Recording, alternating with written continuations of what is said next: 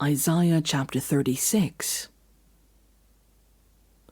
In the 14th year of King Hezekiah's reign, Sennacherib, king of Assyria, attacked all the fortified cities of Judah and captured them. Then the king of Assyria sent his field commander with a large army from Lachish to King Hezekiah at Jerusalem.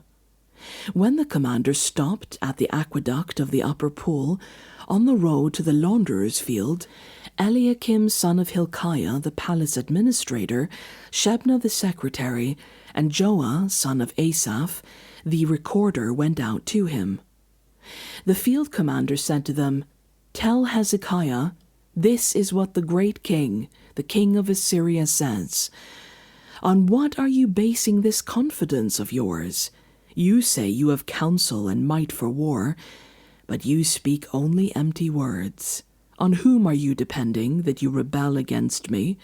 Look, I know you are depending on Egypt, that splintered reed of a staff, which pierces the hand of anyone who leans on it.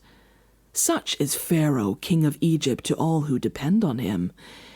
But if you say to me, we are depending on the Lord our God, isn't he the one whose high places and altars Hezekiah removed, saying to Judah and Jerusalem, you must worship before this altar? Come now, make a bargain with my master, the king of Assyria. I will give you 2,000 horses, if you can put riders on them.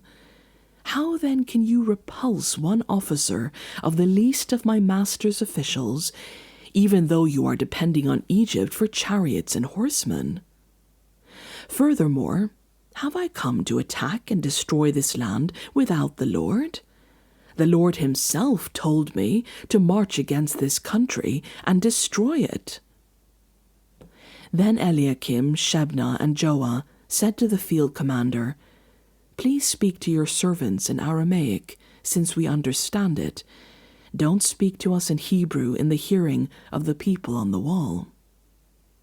But the commander replied, "Was it only to your master and you that my master sent me to say these things, and not to the people sitting on the wall, who like you will have to eat their own excrement and drink their own urine?" Then the commander stood and called out in Hebrew, "Hear the words of the great king, the king of Assyria. This is what the king says.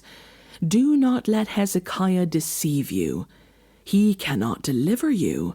Do not let Hezekiah persuade you to trust in the Lord, when he says, the Lord will surely deliver us.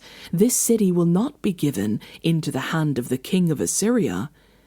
Do not listen to Hezekiah. This is what the king of Assyria says. Make peace with me and come out to me.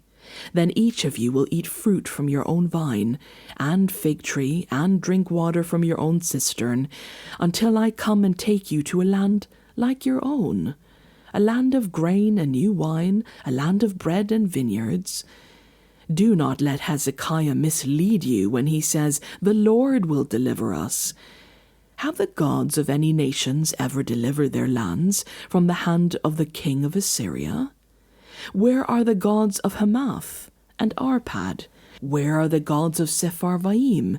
Have they rescued Samaria from my hand?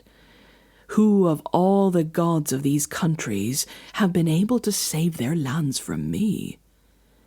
How then can the Lord deliver Jerusalem from my hand?"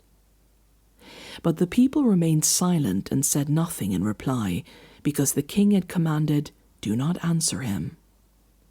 Then Eliakim, son of Hilkiah, the palace administrator, Shebna the secretary, and Joah, son of Asaph the recorder, went to Hezekiah with their clothes torn, and told him what the field commander had said.